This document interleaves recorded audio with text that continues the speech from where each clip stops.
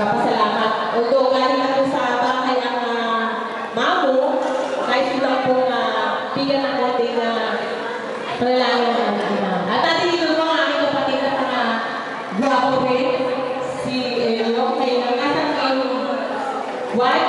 Ito si kandidato na ako ng para kay mother.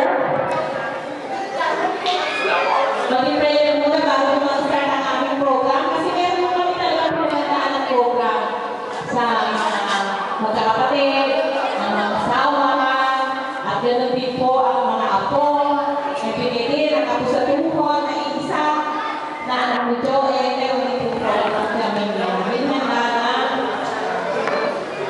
Alam namin na, yun ang kakayanin namin na talagang doon sa ano pa namin pinagdaan. Kaya, kung ano man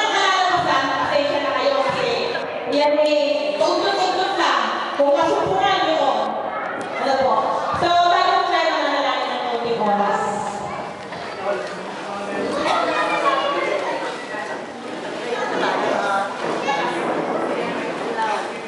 Tayo muna yung sandali.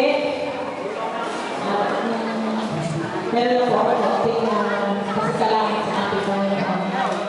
So, sa ngalan ng Ama ng Anak ng Santo, mahal na Ama, kami po ay nagtitigong dito ng kaarawan ni Dolores na iyong naamit na 75 years. So kami po ay nagpapasalamat sa iyo at binigyan mo po ng mga buhay namin na. At ganoon din po sa mga kapatid ko na nagbigay ng tulong at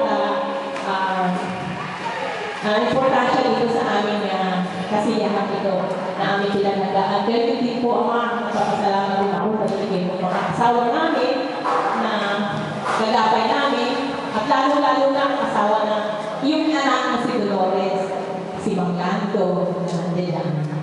Ama, maraming salamat po at nandito rin ang mga kaibigan, kapatid, at ganoon din po ang mga pamangkin ng aming ina. Muli kami nagpapasalamat sa iyo sapagkat binibigyan mo siya ng kalakasan at maraming salamat po muli sa susunod pang taon na maraming alam po namin na ibibigay mo sa kanya. Ganun din po ang kalakasan sa lahat ng anak nito. At bastasan mo rin po, Ama, ang aming mga pagkain ay handa na alam po namin na ito ang bigay sa amin ng aming kalusugan ito upang magampanan namin ang lahat ng ito. Ganun din sa catering na aming naartila, alam po namin na sila ang naghanda at bigay ng kasarapang ito na sana po ay umula din ang kanilang catering. So, muli Ama, maraming salamat at inaangkin po namin ang aming kaligtasan, lakas ng katawan, ganoon din po ang aming mga magulang at mga kapatid ko po